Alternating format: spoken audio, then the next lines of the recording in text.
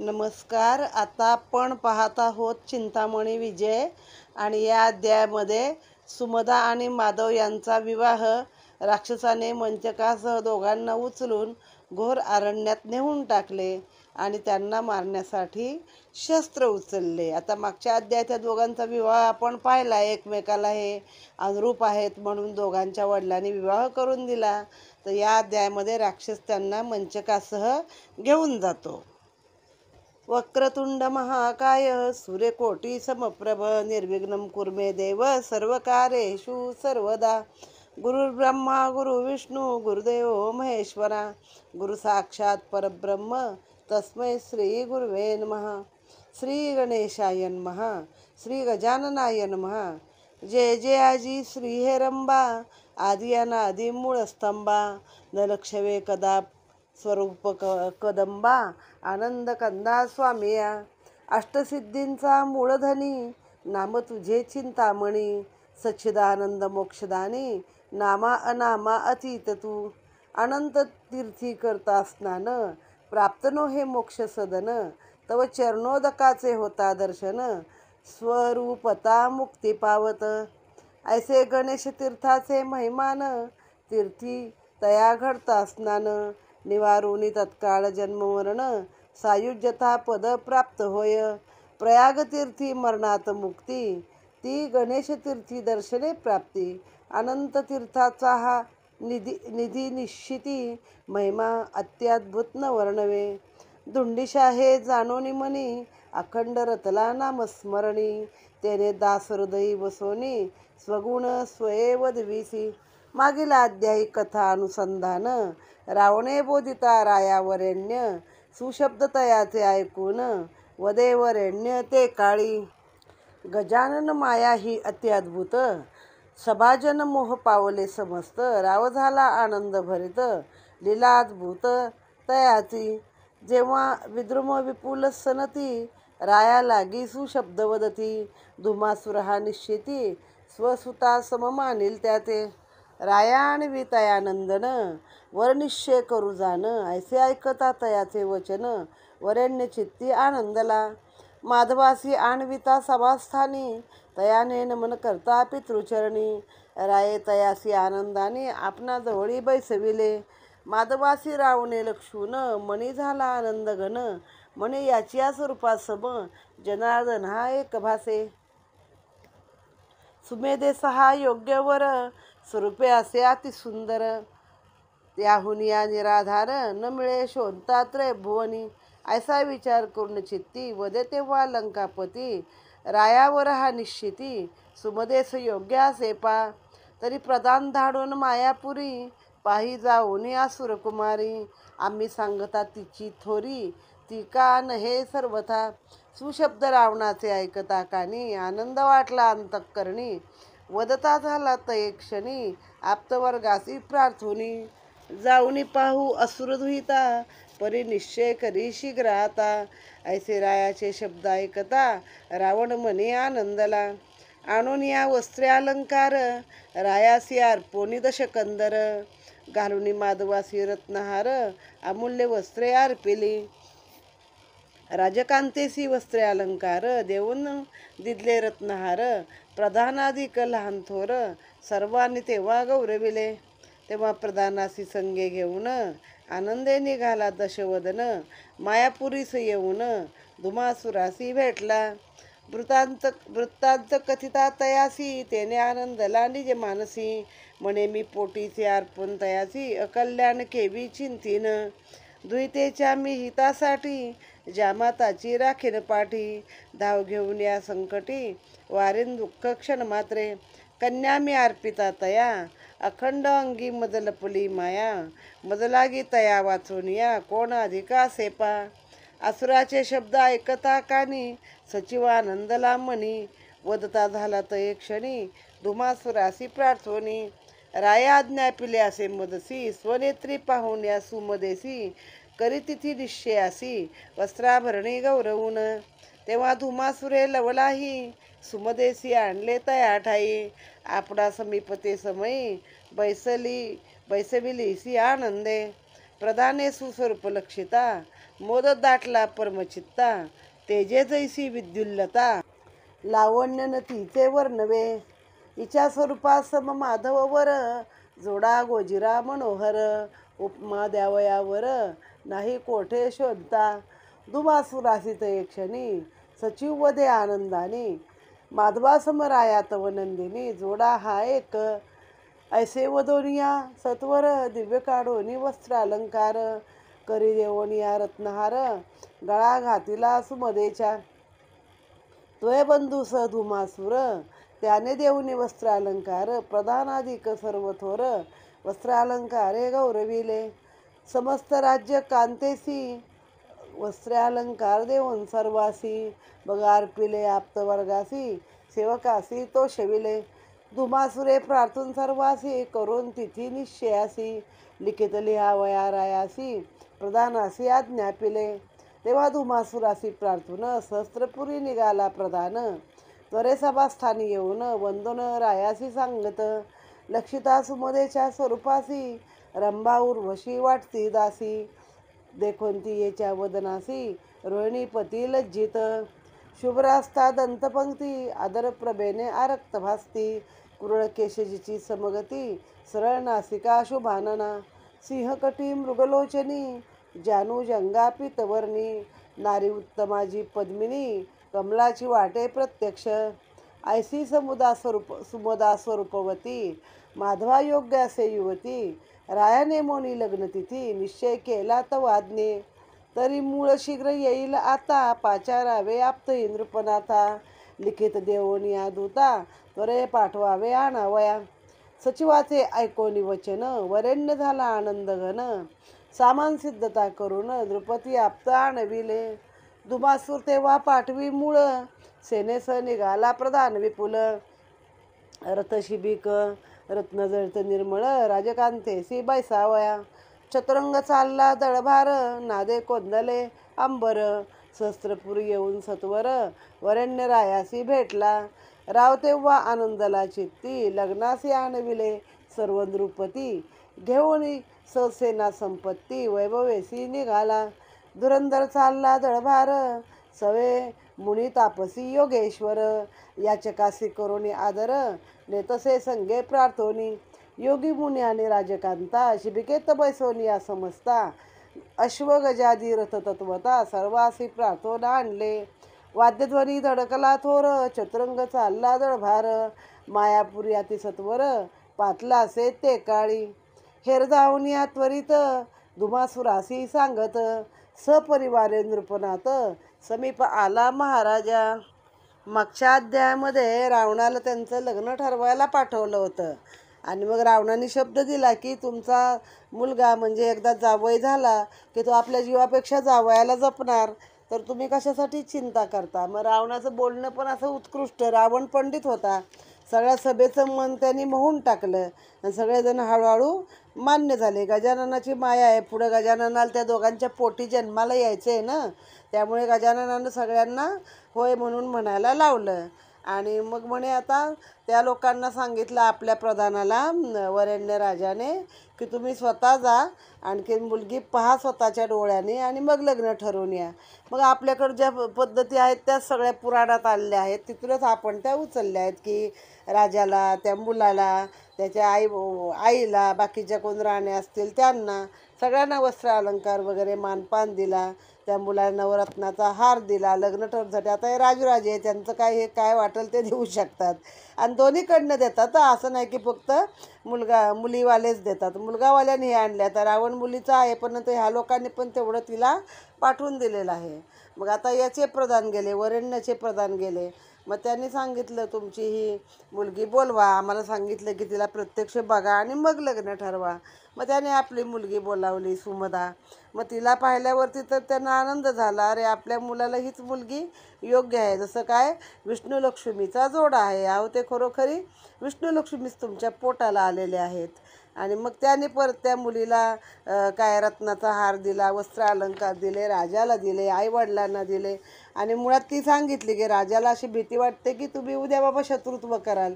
मग राजा म्हणला, अहो मी माझी मुलगी देत आहे तुमच्याकडे, मी का तुमच्याशी शत्रुत्व करीन.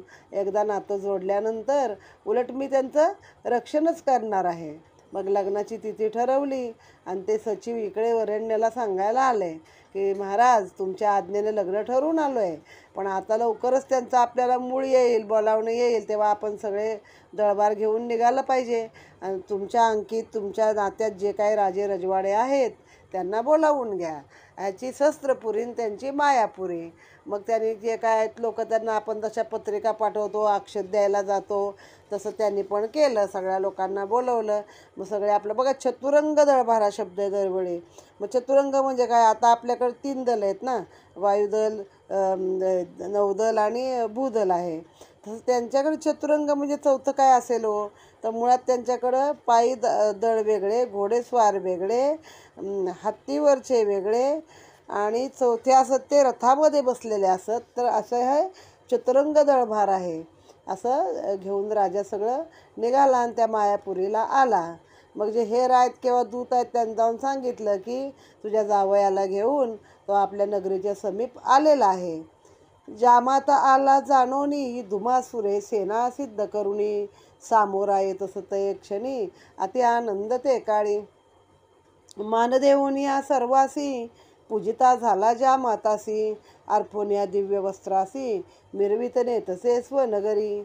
जानवशाशी दिव्य सदन, तेव्हा देतसे प्रीती करून, धनधान्यादी कोश भरून, दानवे दिले ते काळी. जे जे लागे ज्या समयासी, ते ते अर्पित सन्मानेसी, न्यून पडे कवणासी, विपुल प्रधान पूर्वीत.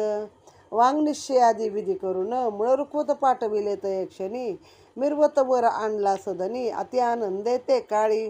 उभया आडधरोनी पट, मंगलाष्टके वदती भट, समीप उभे राहिले भाट, नृपासुराचे ते काळी.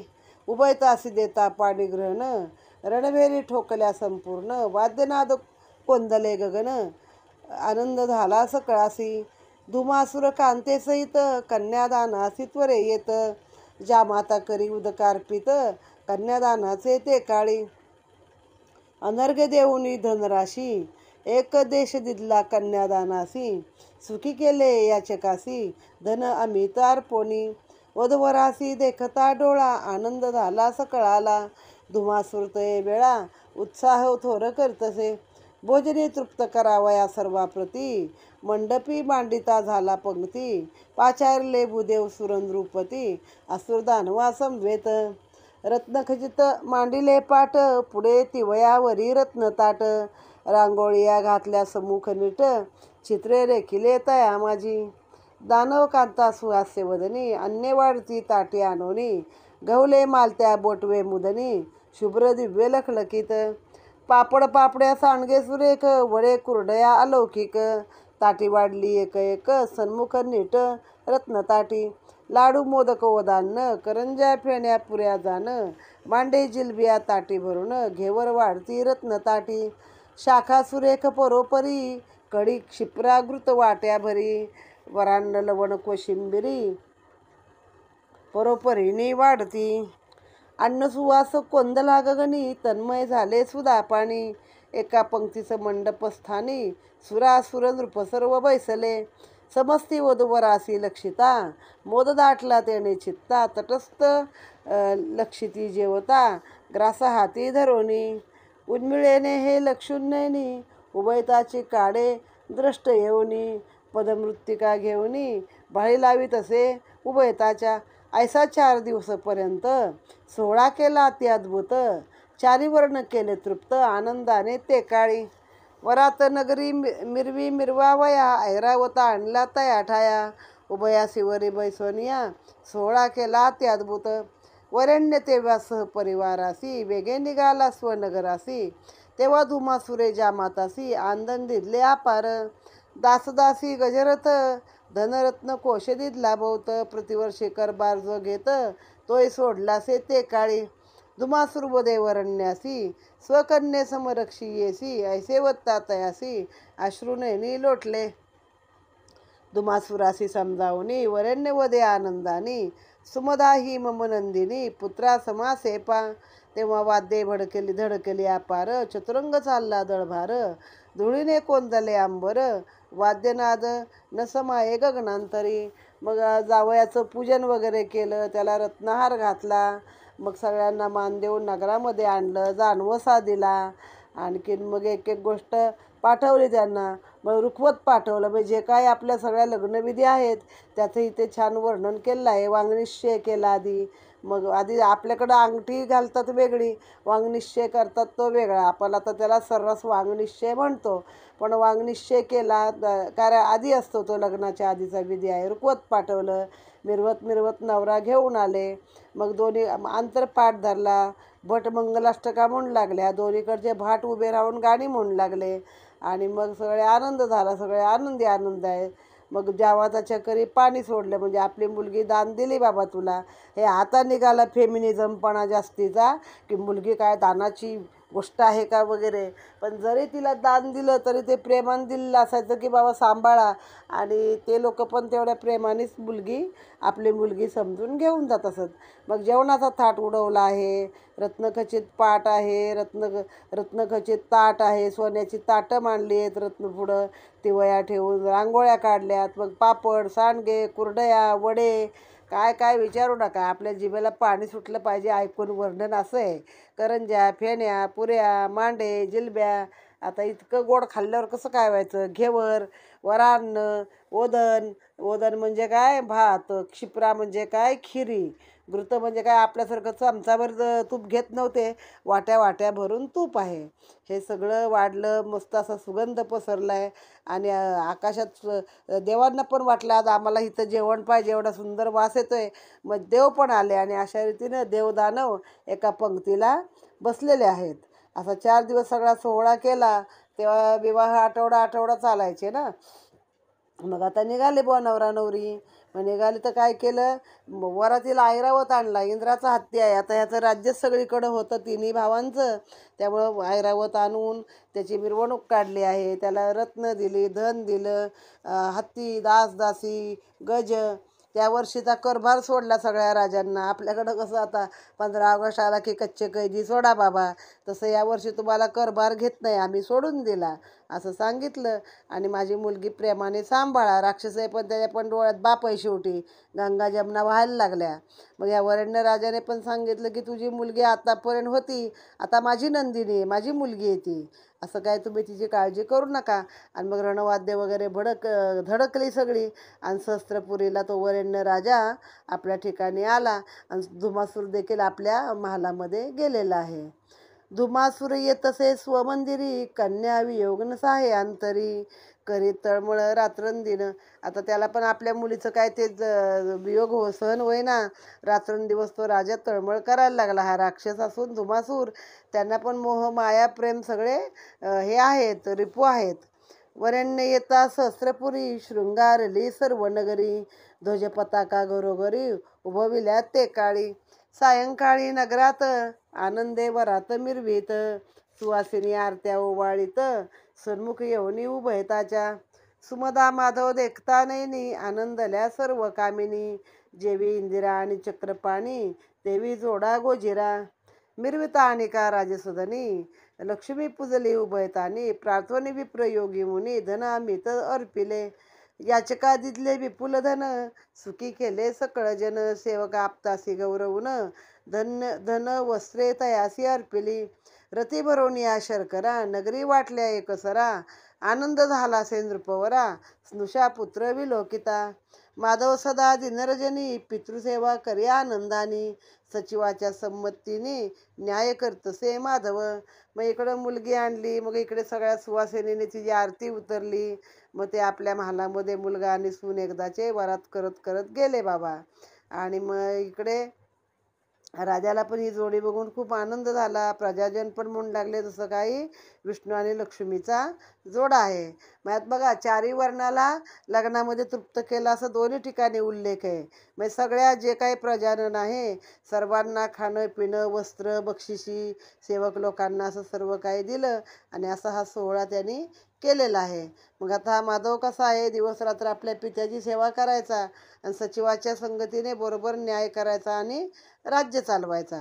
इकडे कन्या वियोगे धुमासूर दिवसेंदिवस चिंतातुर सद्गुण कीर्ती अपार जामाताची वर्णित माया भगवंताची अति अद्भुत सुरासुर करावया मुक्त तेव्हा लीला करतसे एकदंत असुर वद कल्पुनी काही दिवस जाता निघोनी पुढे दीपवाळी सण लक्षोनी सन्माने जामातासी आणोनी सोहळा करिता आनंदे संपादुनी या सणासी संतोषे विले सर्वासी आज्ञा देतसे वरेण्यासी जामात घेतसे ठेवोनी कन्या जामाता लक्षिता नेनी धुमासुरासा आनंद मनी समयोचित पदार्थ अर्पुनी तोषवी तसे उभयतासी धुमासुरे काही दिवस ठेवून घेतले माधवास तो ऋतू प्राप्त झाला सुमदेस ऐकता असुर हर्षला 4 दिवसापर्यंत सोहळा केला अद्भुत वस्त्रालंकार प्रेमे देत सुवासिनी लागोनी धनदेवनी याचकासी सुखी केले सकळासी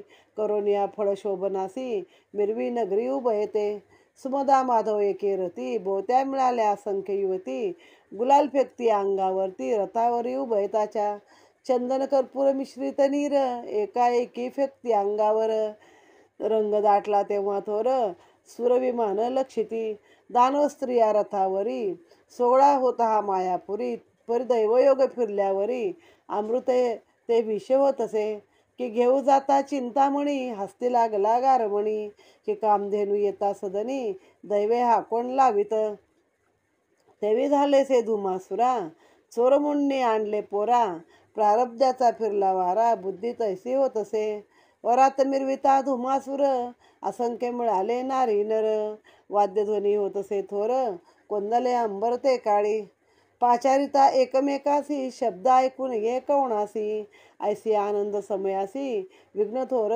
उद्भवले ऐशा समयी नभोवाणी झाली तेव्हा थोर गगनी ती ऐकता सकळ प्राणी भयभीत झाले वाद्यनाद तेव्हा झाला स्थिर उभे राहिले सर्व नारी नर तो पुन्हा शब्द झाला थोर ऐके पापिया धुमासुरा पूर्ण ब्रह्म सनातन नामरूप नामज लागून तरी ऐके दुरात्मिया वचन बंधुप्रधाना समवेत मी प्रगटोनी सुमतेच्या उदरी एका सवधीन समरी वाचसी आता निर्धारी करीन होळी सर्वांची तुम्हा त्रयासी वदोन अनेक मारिण मी 4 प्रधान अनेक एक वचन दुरात्मिया ये काळी ऐरावण आणि दशानन त्यास वधील जनार्दन शिव हा पशुवेश अवलंबून म्हैस वधील निश्चय ऐसी नभोवाणी पडता कानी त्रय बंधू चकले तेव्हा मनी वदती समीप आली प्राणहानी काय विचार करावा वदे तेव्हा धूम्रवर्ण हे थोर ओढवले आता विघ्न परिपुळ काळा आम्हा लागून वदे तेव्हा धूम्रवर्ण हे थोर ओढावले आता विघ्न परिकुळ काळा आम्हा लागून झाला आता निश्चय कन्या झाली आपणासी काळ करेल स्वकुळासी ही निर्मूळ याचा विचार आदव निर्मळ केला पाहिजे ये काळी तेव्हा वदती अष्टप्रधान आताची उभयतासी वदोन करावे जीविताचे रक्षण हाची उपाय असे यासी त्यागोनी अखेर सर्व माया रक्षण करावी आपली काया किंवा बंदी घालून या करावे रक्षण उभयतांचे की सुमदेस संततीन होय कराया असे ऐसा उपाय की गर्भिणी ही जेव्हा होय तेव्हाची वध करावा प्रधानाचे ऐकता वाणी धूम्रवद वर्ण वदेत एक क्षणी आताची न करता प्राणहानी बंदी घालून रक्षावे उभयास येथे करता वंदन सुमदा करी रुदन धुमासुर हे लक्षून मुहे व्याकुळ पडला असे पितृमुखाते लक्षुनी सुमदा वदे दिनवाणी ताता मम पुत्र तुझ लागोनी वद करेल निश्चय मी जन्मोनिया तव उदरी काळजी घातली आहे सुरी तरी मातेच वदी यावरी रक्षण करी स्वकाया पापिणी मी असे थोर पतीच संकटी घातले फार वार्ता ऐकता सासू शश्वर प्राण त्यागीतील निश्चय तरी यासी सांगते विचार. दयाळू तात तू महान थोर, कृपा करुण्या मुजवर, मान्य करी वचनासी. दोहो पक्षी मी झाले काळ, पितृकुळ केले हे निर्मूळ. तिकडे ही ताता म्या व्याकुळ, जाळून या टाकले. यास्तव ताता तू माझा दयावंत, पूर्वी माझा मनोरथ. दोही पक्षी बद निश्चित, यश देई यावरी. यद्यपि मारता माझा सुत, मी आड पडेन जाण सत्य. त्या उभयताचा अंत, तेव्हा वधील तुझ लागी. जरी हे न रुचे तुझ लागी, तरी आता करी माझी प्राणहानी. मम कांत देई सोडोनी, वचन एवढे मान्य करी. याने दोहो पक्षी ही कल्याण, त्रिवर्गाचे चुकेल मरण. शासशशूर धीर देखता नंदन, आनंद घन होतील. वदता ऐसे नाना रीती, अश्रुधारा स्रवती नेत्री. आक्रोश लोळे महिवरती, देखता धुमासूर घैवरला. बंधूचे मोहित देखोनी मन, वदेन मोनी धूम्रवर्ण. राया पाहे विचारून, संकट पुढती असे पा. माधव किंवा सुमदा सूत, करले यांचा निपात. स्वयंवदला भगवंत, आकाशवाणीने ये काळी. परमेश्वर माया अतिघन, पडले तेव्हा सकळास मोहन. केले सर्वासी विचारहीन, गौ ब्राह्मण रक्षावया. वदे तेव्हा धूम्रवर्ण, अवतारता ब्रह्म सनातन. सुमदा करेल रक्षण, तरी आत्मघातनी उरावा. नाना परे धुमासुरासी, बोधून नेला निज सदनासी. बंदी घालनी उभयासी, रक्षण दृढ ठेविले. माधवाचे वीर ख्यातिवंत, आक्रोश तेव्हा भाऊ करीत. शस्त्रपुरीत जाऊन त्वरित, रायाप्रती सांगती. ऐकता सकळ समाचार, रायासी घैवर दाटला फार. मूर्छित पडला धरणीवर, अश्रू नयनी लोटले. बाहेर फुटली तेव्हा मात, वळसा थोर झाला नगरात. नारी नर धावती समस्त, रुदन करीत राज्य सदनी. माधवाचे आठवणी गुण, रुदन करीत प्रजानन. सचिवे रायासी सावरून, बैसविले ते काळी. समाचार कळला अंतपुरी, राजकांता शोक करी. मूर्छित पडता धरेवरी, सख्या सावरती ती येसी. तेव्हा गणिक वदती रायासी, चिंता न करी निज मानसी. सुमदा आणि माधवासी, रक्षिल जगदीश निश्चय. माधव आता न ये सदनी, तुझा पुत्र होईल निश्चयानी. चिंता न आता करी मनी, माधव सूत तुझ न लादे. माधव हा न ये सदनी, तयासी पुत्र होनी चिंतामणी. दानव समरी वदोनी, मुक्त करील सुरासी. राय ऐकता गणिक वाणी, दुःखात सुख मानून मनी. स्वस्थ राहिलासे निज नयनी, सदनी परी उद्विग्नता मनी वाटत. लोटतायसे काही दिवस, पुत्र होता वरेण्यास. विसरला मागील दुःखास, काही काळे करोन्या. माधव सुमदा असता बंदित, ती कथा ऐका आता समस्त. श्रवण करता भक्तियुक्त, दुरिते सर्व नासती. लोटतायसे कित्येक दिन, सुमदा झालीसे गर्भीण. दुती चिन्हे गर्भाची ओळखून, सभास्थानी पातले. मग काय झालं, एका दिवाळीला दिवाळसण करायला त्यांना बोलावलं. त्यांना विपुल आनंद केला. त्यांना काय परत द्यायचं ते सगळ्या वस्तू दिल्या. आणि वरेण्य राजा गेला पुढं. आपलं राज्यात बाबा, राज्यात राजा पाहिजे ना, बाहेर राहून कसा चालेल. मग जामाताला काही दिवस ठेवून घेतलं जावयाला. आणि असा आनंद सोहळा, सगळे खुश आहेत एकदम. आणि त्यामध्ये ती ऋतुमती झाली. त्या मुलींची लग्न पिरियड यायच्या आधी होत होती, नंतर ती ऋतुमती व्हायची. मग रायाला कळलं. मग पुन्हा एकदा सगळ्या नगरीमध्ये उत्सव केला. आता बघा, ह्यात कुठेही बाजूला बसा, हात लावू नका, काय नाही. उलट आपल्याकडे पण पूर्वी पहिली पाळी आल्यावरती त्या मुलीला मखर वगैरे करून, मखरात बसून परकर पोलकं वगैरे नवं कोरं शिवून सोहळा केला जात होता. हे नंतर कधीतरी आलेलं आहे, विटाळशी आणि वगैरे वगैरे. मग असा सगळा सोहळा झाला. मग त्यानंतर सगळ्या नरनारी आता शहरात दोघांची मिरवणूक काढली हो, रथात घालून. मग गुलाल, चंदन आणि कापराचं पाणी असं एकमेकावरती आपण होळीला खेळतो तसा रंग सगळा चालू होता. पण अचानक या रंगाचा सगळा बेरंग झाला आणि एकाएकी आकाशवाणी झाली. मग सगळी वाद्य शांत झाली. लोक जागच्या जागी स्थिर थांबले. पुन्हा एकदा ही आकाशवाणी झाली की हे पाप्या धुमासुरा, आता हिच्या पोटी जो मुलगा येणार आहे तो प्रत्यक्ष सनातन ब्रह्म सगुण रूपात येणार आहे आणि तुझा वध करणार आहे. तुमच्या तिन्ही बंधूचा वध करून तुझ्या 4 प्रधानांना पण तो मारणार आहे. मग झालं आपलं. जसं आपण हे बघतो, देवकी आणि वसुदेवाची वरात चालू असतानाच त्यांना बंदीत नेऊन घातलं, तसंच इथं झालं. आता भाऊ म्हणायला लागले, हीच काळ झाली आपल्या कुळाला, हिला मारूनच टाकावी. पण मग ती लागली पायाशी आणि ते सांगायला लागले की मलाच मारा तुम्ही. बापाच्या तोंडाकडे म्हणायला लागले की ताता, मी एवढी तुझी मुलगी आहे, माझ्यावर प्रेम आहे तुझं, पण आता मीच तुझ्या कुळाची काळ झाली आणि तुझ्या काळजात जशी काही सुरी घातली मी, तर मला तू मरण दे. माझ्या नवऱ्याला काय मारू नको, त्याला सोडून दे. कारण माझ्यामुळं दोन्ही कुळामध्ये डाग लागला हा, इकडं तिकडं दोन्हीकडं, तर मलाच माझाच जीव घेतल्यावरती बाकीचं काही राहणारच नाही ना, तर मला मारून टाक. मग आता बापाला शेवटी आपली पोरगी आहे पोटची, जीव कळवळला आणि मग त्यांनी दोघांना उचललं आणि बंदीमध्ये घातलं आणि सांगितलं की जेव्हा काही ही गरोदर राहील तेव्हा ती म्हणते मला मूल झालं की मी म्हणते ते अडवणार ना, मी तेव्हा आडवी पडणार माझ्या मुलाला मारू नका म्हणून, त्यापेक्षा मलाच मारून टाक. भाऊ पण सांगायला लागले हिला मारून टाका, पण त्याने काय ऐकलं नाही, तिला बंदी सदनात घातलं. आता ही वार्ता तिकडे शस्त्रपुरीला पोचली राजा वरेण्यला. मग तो मूर्छित पडला. त्याची बायको, बाबा आता आपल्या मुलाचं काय, आधीच मुलगी करतानाच घाबरले होते की उद्या हे राक्षस आहे, ह्या सगळ्या पृथ्वीवरती याचं राज्य आहे, आम्ही अजय मांडले काय, हा काही करू शकतो. आणि आता तेच पुढे उभं राहिलं.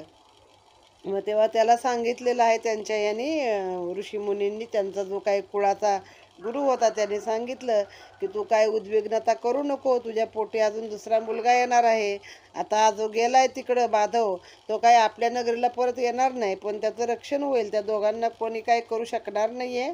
प्रत्यक्ष परमेश्वर त्यांच्या पोटाला येत आहे. मग इकडे त्या वरेण्य राजाला नंतर दुसरा पुत्र झाला. तो काही काळ आपलं दुःख विसरला. इकडे हे माधव आणि सुमदा बंदीत असताना ती गर्भिणी झाली आणि तिची चिन्ह सगळी धुमासुराला कळली. धुमासूर आणि धूम्रवर्ण बैसले असता सभाजन, विकृत शब्द ऐकून दचकले सर्व मानसी. प्रधानाधिक झाले चिंतातुर, वदे तेव्हा दशकंदर, वधावे उभयतासी सत्वर, अवकाश न करावा ये काळी. मायामोह करोनिया दूर, कोणासी कळोन द्यावा विचार, जाऊन तेथे आता सत्वर, नाश करावा स्वहस्ते. आकाशवाणी ऐकली कानी, होईल सत्य प्राणहानी, याचा विचार आधी करोनी, कार्य साधावे हे आधी. की आताची येते आणोनी, स्वहस्ते टाकावे वदोनी, उपाय अन्य न या वाचोनी, सत्य जाण राजेंद्रा. धुमासूर शब्द ऐकोनी, दुःखे वदे दिनवाणी, उभयतासी येथे आणोनी, वध केवी करावा. गोष्ट असे ही अनुचित, गर्भिणी स्त्रियेचा करता अंत, होय नरकासी तयासी नरक प्राप्त, यावत चंद्रो दिवाकरा. देवनिमिती येसी जन्मासी, काळ केवी व्हावेची जशी, ऐसे आगोर कर्मासी, आचरण केवी करावे. सर्पिण प्रसूनी बाळकासी, स्वय भक्षण करी त्यासी, तेवी आचरता मी या कर्मासी, उपहास करतील जन्माजा. कीर्ती केली जी आजवरी, मृत्तिका घालावी का तयावरी, अनुचित गोष्ट ही निर्धारी, न करीच मी सर्वता. तरी जावो आत्वा राहो प्राण, उभयताचे कदा न करी हनन, वदता ऐसे नयनातून अश्रुधारा लोटल्या. धूम्रवर्णाधिक समस्त, स्तब्ध बैसले सभेत, कोणी न वदती काही मात, भयभीत होणी. तेव्हा नम्र वचने दशकंदर, वदे धुमासुरासी जोडून कर. राजा जो मी कथिला विचार, तो पाहे अंतरी शोधोनी. रक्षोनी कन्येचे जीवित्व, स्वय करावा की प्राणघात, जेणे साधेल आपले हित, स्वीकारता याचा करावा. ईश्वरी माया ही अत्याद्भुत, शब्दानी मोहिले सर्वाचे चित्त, रक्षावया संत भक्त, करी अगटित ते वेळा. धुमासुरा ते लक्षून, वदे तेव्हा द्विपंचवदन, मम वचनासी देई मान, राया जाण ये काळे. दोघे मंचकी करता शयन, तयावरी घालून मोहन, मंचकास उचलून न्यावा घोर काननी. निमग्न असता मोहनात, वध करावा अकस्मात, या वाचून उपाय सत्य, अन्य नसे की दुसरा. गुप्त काम हे असे महान, साधिल हे विदुम प्रधान, ऐसे वत्ता दशानन, धूम्रवर्ण वदे ते काळी.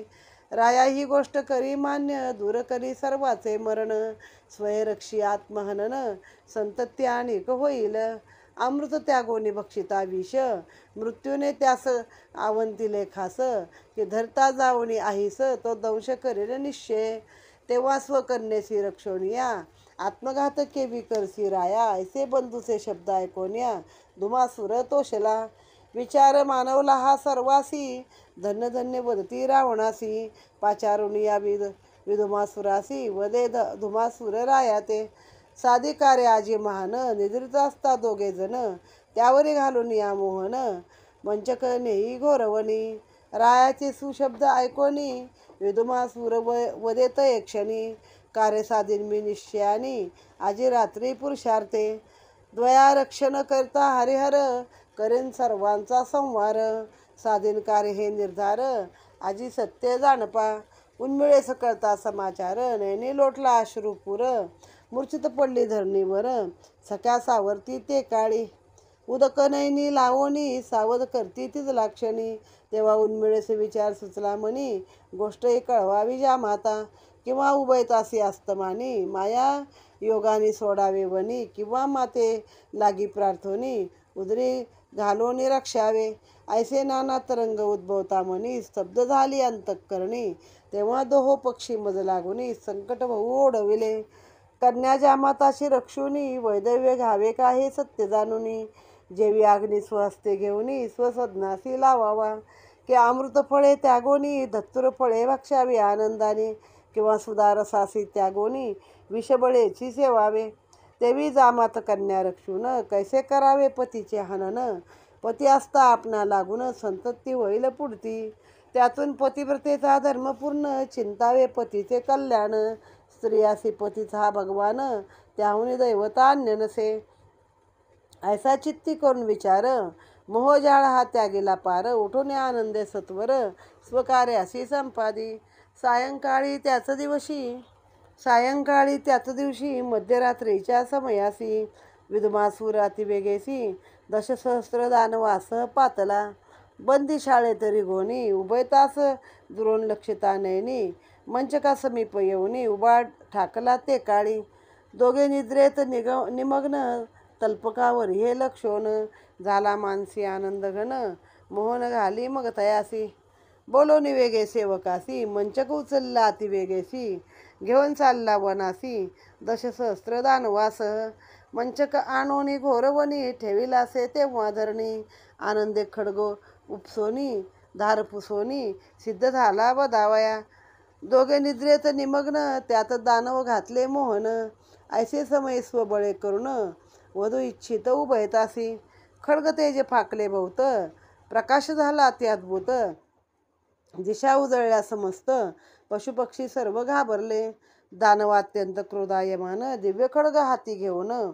उभयताचा वध कल्पून ऊर्ध्व हस्त करतसे ईश्वर कळाही अत्यद्भुत तिये चान लगे कवनासांत लीला विग्रही जो एकदंत तयाची करणी अगम्य दयाच्या सत्ते वाचून न हाले कदा वृक्षाचे पान तो करीत असता रक्षण कोण मारील तयासी उभयता मंचकी निद्रिस्त दानवे ऊर्ध्व केला हस्त तो एकाएकी गगन उद्दरात मंचक गेला उडवणी ऐसे विधुमासरे हे लक्षुनी वेगे उडाला क्रोधे करुणी गगनोदरी जाऊनी मंचक धरला पुरुषार्थे हस्ती धरुणी मंचकासी स्वबळे आणला भूतळासी स्थिर करुणी धरणीसी खड्ग उचलेले व धावया तो डोळिया पातेर जोलवत गगनी गेलासे पूर्ववत हे देखता दानव भोवत विस्मित झाला मानसी कोण मंचकासी ह्या उचलीत तो दृष्टीने पडे मज किंचित जर तो दृष्ट होता निश्चित करीन अंत तयाचा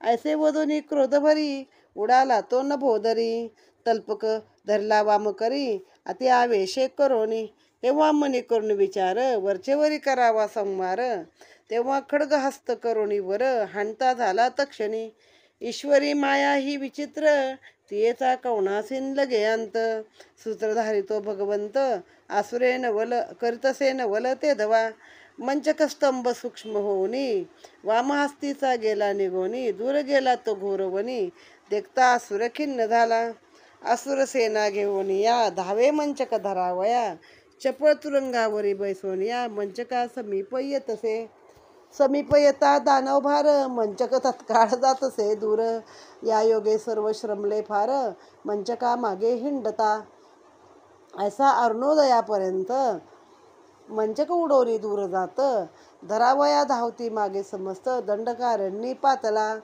मूळ गंगेचा लागता वात, मंचक भूते स्थिर होत, तेव्हा दानव धावती समस्त, हाका देऊनी ते काळी. त्याच वेळी गंगा जीवनी स्नान करत कौंडिण्य मुनी, जो योगिया माझी शिरोमणी, त्रिकाळ ज्ञानी महाराज. तेजस्वी जेवी दिनकर, दयेचा तो पूर्ण सागर, मंचक उतरता भूमीवर, दृष्टी पडला तयाच्या. ज्ञाने पाहता विचारुनी, आनंद लाभो अंतःकरणी, सद्वर मागेला आठवणी, बोले स्वमनासी ते दवा. माधव सुमदा हे दोघे जण, असती लक्ष्मी नारायण, निद्रेत असता निमग्न, दानवे मोहन घातले. सुमदा असे गर्भिणी, प्रगट होईल चिंतामणी, या स्थळी अवतरोनी दानव कंदन करील. तरी मोहन होता निरसन, उभयताचे होईल संरक्षण, असे स्वचित्ती विचारून मोहन काढले तात्काळ. मंचकास्ता गगनोदरी, वेगे उतरला भूमीवरी, तेव्हा सावध होऊन या दानव कुमरी, विलोकित चौकडे. भयभीत झालीसे अंतरी, काही न सुचे ते अवसरी, घाबरी झालीसे सुंदरी, मंचकावरी ते काळी. खाली धरावरती गगन, शून्य दिसती दिशा संपूर्ण, झुंजाटे वाहे प्रभंजन, अफाट अरण्य घोर हे. तेव्हा सुत मुनीसी व देवचन, पुढील अध्याय हे निरूपण, कथा असे रसाळ महान, श्रवण करा आनंदे. चिंतामणी विजय अद्भुत, समस्त पुराणा माझी संमत, गणेश कथा नायकाती पवित्र, श्रवणे पावन करतसे. गणेश कथा अलौकिक, वदविता सर्व विनायक, धुंडी अज्ञान तव बालक, हृदयी वसवणी वदसी तू. भक्तपाळ तू कल्पद्रुम, सच्चिदानंद विश्रामधाम, वर्णता भागले निगमागम, नलगे अंत कवणासी. ऐसा परब्रह्म तू परमात्मा, धुंडी रतला तुझ्या नामा, पृथ्वीवर नित वागळी क्षमा, देसी मान वचनासी. वाढवावया भक्त महिमान, स्वयंवदसी तू स्वगुण, सत्कथा ही परम पावन, नाना संकटे निवारी. श्री चिंतामणी विजय ग्रंथ, श्री गणेश पुराणादी गणेश भागवत, त्यातील सारांश परिसोत भक्त सप्तम अध्याय रसाळा.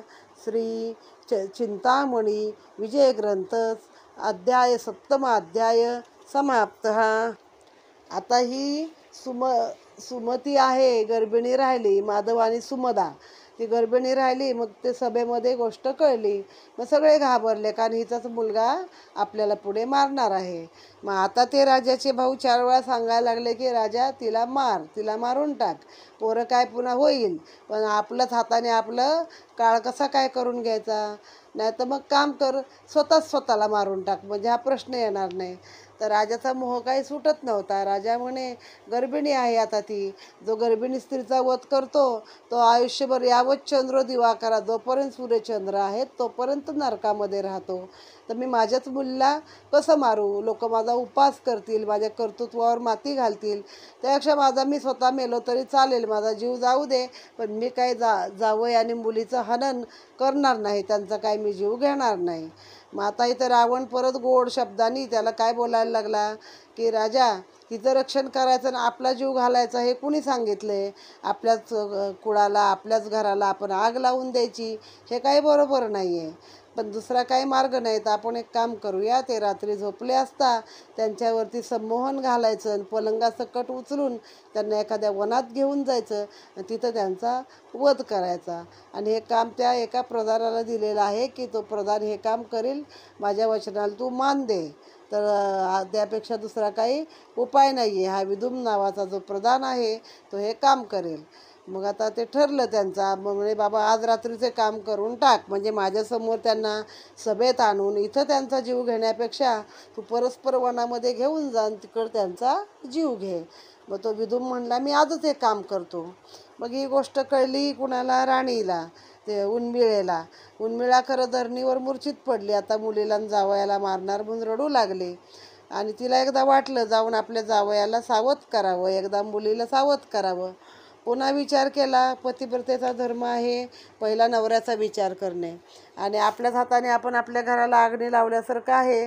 जावई आणि लेकीचं रक्षण करायचं तर मग आपला नवरा मरतो, मग त्यापेक्षा जाऊ दे, मुलं पुन्हा होतील पुढं, पण आधी पतिव्रतेचा धर्म आपण पाळला पाहिजे असा विचार करून ती पण गप्प बसली. कुणाला काही तिनं पण सांगितलं नाही.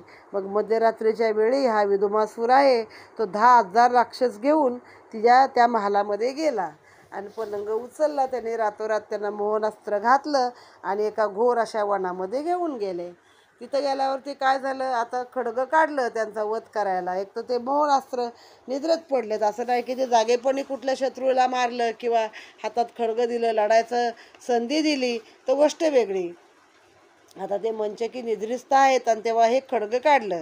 त्या खडगाचा उजेड असा लखलखीत होता, मिळालेलं ते काय वरदानातलं खडगं, की अख्खा त्या जंगलामध्ये सगळा उजेड झाला त्यानं. पशुपक्षी घाबरले, आता कुठे इथला उजेड आला म्हणून, काय सूर्य कुठे उगवला म्हणून, असं सगळं झालं.